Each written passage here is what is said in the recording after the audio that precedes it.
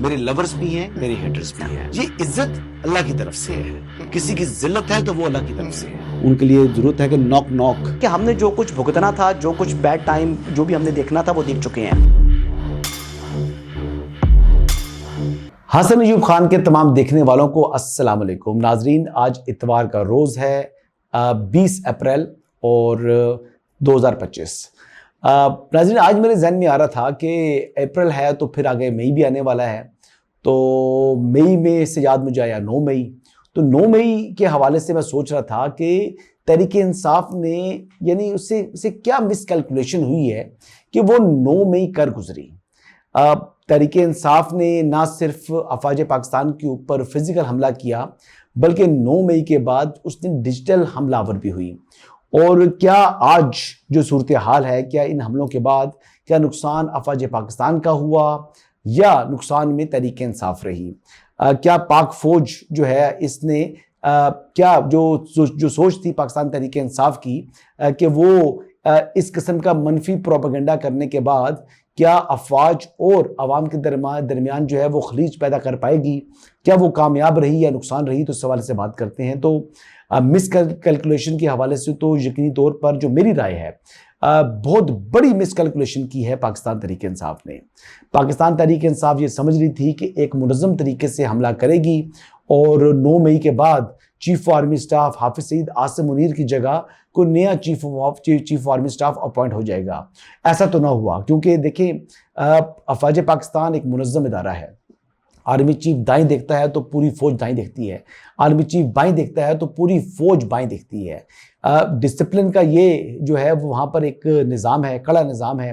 वहाँ पर एहतसाब का जो है वो कड़ा निज़ाम है और एहतसाब के कड़े निज़ाम के अंदर ही 9 मई के ही कॉन्सिक्वेंस के नतीजे में बेशतर जो है वो लोगों जो है 3 स्टार्स हैं या 2 स्टार्स हैं या 1 स्टार हैं या कर्नल्स हैं, ब्रिगेडियर्स हैं या उससे नीचे रैंक के लोग हैं, जिन जिन की भी गफलत साबित हुई, अब उन लोगों ने उसका कॉन्सिक्वेंस भुगता। सबसे पहले खुद एहतसाबी अफवाज पाकिस्तान ने अपनी की, और जो लोग भी गफलत में या अपनी ड्यूटीज़ को बे करने के हवाले से जिनकी कमज़ोरियाँ कोताहियाँ सामने आई, तो वो उस कड़े निज़ाम का सामना करना पड़ा और बहुत से लोगों को नौकरियों से हाथ धोना पड़ गया।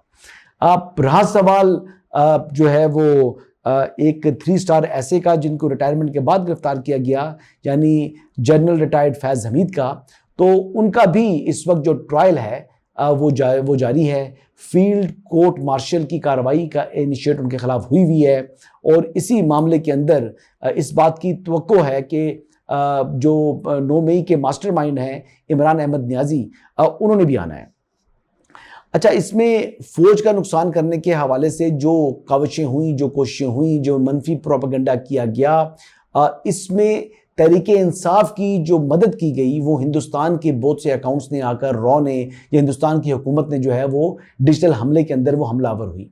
बहुत सी ट्रैफिक ऐसी थी जो कि ट्विटर की पाकिस्तान के अंदर उतने यूजर्स नहीं हैं जितने तहरीक इंसाफ के लोगों को यानी रीट्वीट्स और लाइक्स मिले।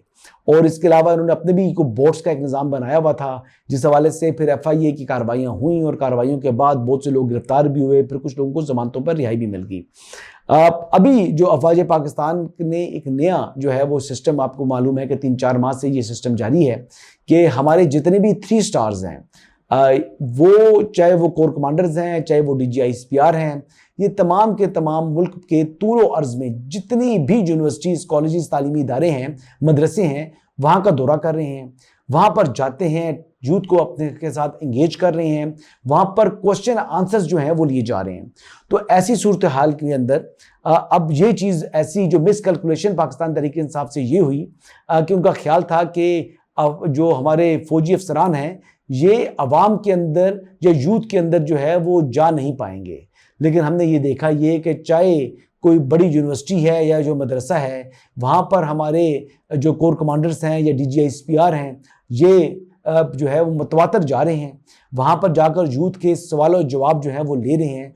और कोई भी ऐसा फंक्शन नहीं है जो मेरे सोर्सेज बता रहे हैं। मुख्तलिफ यूनिवर्सिटी से मैंने चेक किया, कुछ स्टूडेंट से मेरा रब्ता था, तो उन्होंने बताया कि जी उनको बड़ा वार्म वेलकम भी मिला और जब उनकी जो क्वेश्चन आंसर सेशन ख़त्म हुआ तो यूथ ने उनके पास जो है वो भागते दौड़ते हुए आए, उनके साथ रश लगा रहा। तो ये एक कामयाबी है और उसकी वजह जो है वो ये है कि हमारे जितने भी जो तकरीबन 6-7 लाख की फौज है पाकिस्तान की, इसमें जो अफसरान हैं तकरीबन इसमें 30,000 के करीब अफसरान हैं और बाकी जवान हैं। जो अफसरान हैं इनका भी ताल्लुक लोअर मिडिल क्लास या जो है वो लोअर क्लास से है, तो इसमें कोई भी अशरफिया से ताल्लुक नहीं रखने वाले लोग। तो इसी वजह से आप ये देख लें कि 1947 से ऑनवर्ड जो 30,000 है, जो हमारे लोग जो अफसरान जो है वो रिटायर हो रहे हैं, मुख्तलिफ हर साल कुछ रिटायर होते हैं, हर साल कुछ नए जो है वो कैडेट्स वो शामिल होते हैं फौज के अंदर, जो है वो उनको कमीशन मिलता है। तो एक सिलसिला चलता हुआ आ रहा है और इसी सिलसिले की वजह से आज एक बड़ी तादाद के अंदर जो है हमारे रिटायर्ड जो है वो आर्मी पर्सनल्स जो हैं वो मौजूद हैं। इसी तरह हम देखें तो एक बड़ी तादाद के अंदर लोअर मिडिल क्लास या मिडिल क्लास से ताल्लुक़ रखने वाले लोग जो हैं वो इस वक्त पाक फ़ौज के अंदर मौजूद हैं, जो अफसरान हैं, जो कमीशन हो चुके हैं। जहाँ तक रहा सवाल हमारे जवानों का, तो जवान भी कोई बहुत से पसमानदा इलाके हैं, कोई खुंजराब से किसी का ताल्लुक़ है, किसी का उमरकोट से ताल्लुक़ है, किसी का पोठोहार से ताल्लुक़ है, किसी का गिलगित बल्तिस्तान से और किसी का कश्मीर से ताल्लुक़ है। तो मुल्क के तूलो अर्ज से जो है वो तमाम के तमाम लोग आज आप देखें कि बहुत जो है वो नाकामी से दो चार हुई पाकिस्तान तहरीक इंसाफ का 9 मई का जो इंसिडेंट्स किए वो 9 मई उस वक्त तो कर गए, लेकिन उसके बाद जो उसका कॉन्सिक्वेंस हुआ वो आज तक पाकिस्तान तहरीक इंसाफ वो कॉन्सिक्वेंस भुगत रही है। आज तक पाकिस्तान तहरीक इंसाफ को यानी एक नेशनल पॉलिटिकल पार्टी के तौर पर एक्सेप्टेंस नहीं है।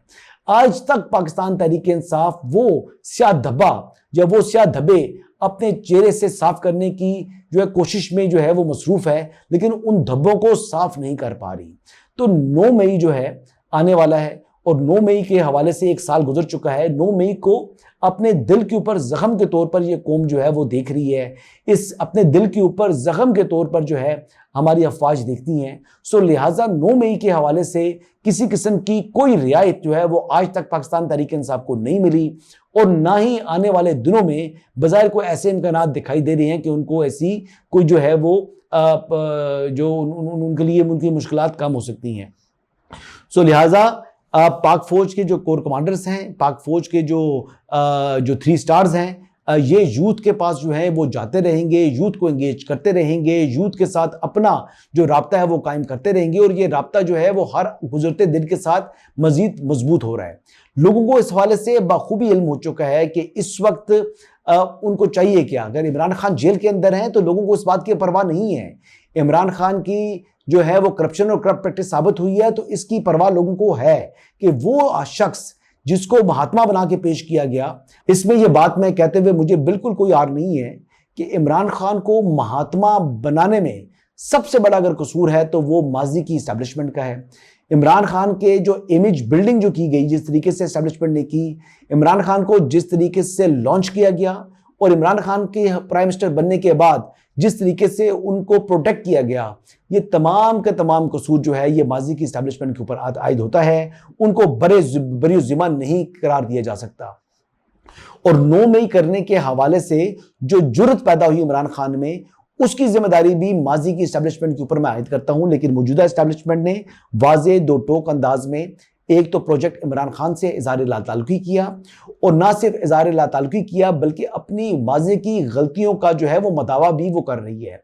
लिहाजा अफवाज पाकिस्तान और पाकिस्तान की आवाम के दरमियान जो है अब कोई बीच में फासला नहीं है। फासले पैदा करने की बेइंतहा कोशिश की गई, पाकिस्तान के अवाम के माइंड्स को प्रूट करने के लिए एक साजिश घड़ी गई, जिसमें यकीनी तौर पर बैरूनी कुव्वतों ने भी अपना रोल प्ले किया, लेकिन अफवाज पाकिस्तान ने और पाकिस्तान के अवाम ने इस साजिश को नाकाम बना दिया है। सो लिहाजा आज अल्हम्दुलिल्लाह पाकिस्तान तरक्की की मनाजिल तय कर रहा है और जो फितना और फसाद फैलाने वाली जमात है और उसका जो मास्टरमाइंड है वो जेल के अंदर मौजूद है। तो 9 मई से सबक हमने यही सीखा कि अफवाज के ऊपर हमला करना दर हकीकत पाकिस्तान के ऊपर हमला था और इस हमले की कीमत जो है वो चुकानी पड़ रही है तहरीक इंसाफ को। हाथों से लगाई हुई गिरें दांतों से खोलने की कोशिश की जा रही है, लेकिन इनको नाकामी का सामना है। नाजरीन, चैनल को लाइक करें, सब्सक्राइब करें, बेल आइकन प्रेस करें और अपनी राय का इज़हार ज़रूर करें। कमेंट्स में आपकी जो राय होगी उसको मैं पढ़ूंगा भी और उसके मुताबिक अपने आइंदा के जो टॉपिक्स हैं उनको भी डिसाइड करूंगा इंशाल्लाह। तो आपसे कल तक के लिए इजाज़त चाहूँगा। अल्लाह हाफिज़।